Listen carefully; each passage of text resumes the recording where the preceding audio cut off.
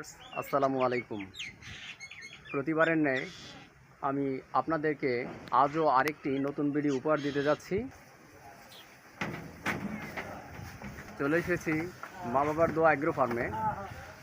আপনারা মা বাবার দোয়া অ্যাগ্রো ফার্মের বিভিন্ন দিক, বিশেষ করে দুধেল গাই কীভাবে প্রক্রিয়াজাত করা হয় সেগুলো আপনারা এখন দেখতে পাবেন। ইনশাল্লাহ সেগুলো আপনাদেরকে আমরা ধাপে ধাপে দেখানোর চেষ্টা করব। আপনারা দেখতে পাচ্ছেন মা বাবার দোয়া অ্যাগ্রো ফার্মের দুধেল গাই। এই গাইগুলো দেশের বিভিন্ন প্রান্ত থেকে সংগ্রহ করা হয়েছে। এখানে বিশেষ যত্ন সহকারে গাইগুলোকে লালন পালন করা হয়। গাইগুলো থেকে যে দুধ উৎপাদন করা হয় সেগুলো দেশের বিভিন্ন প্রান্তে রপ্তানি করা হয়। আপনারা যদি খাঁটি দুধের স্বাদ আস্বাদন করতে চান তাহলে মা বাবার দোয়া অ্যাগ্রো ফার্মে অনতিবিলম্বে যোগাযোগ করার চেষ্টা করুন। আমাদের ভিডিওর লিঙ্কে দুধের যোগাযোগের জন্য কন্ট্যাক্ট নাম্বার দেওয়া থাকবে। আশা করি সেই নাম্বারে আপনারা যোগাযোগ করবেন ইনশাল্লাহ।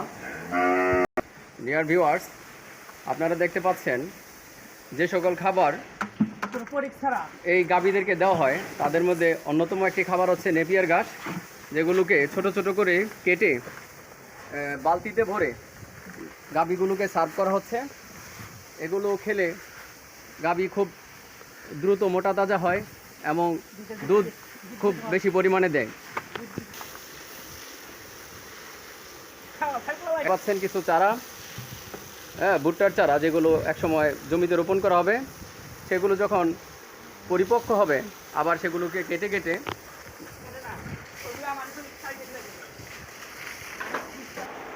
ভিউয়ার্স, আপনারা মা বাবার দোয়া অ্যাগ্রো ফার্মের আরেকটি প্লান্ট দেখতে পাচ্ছেন।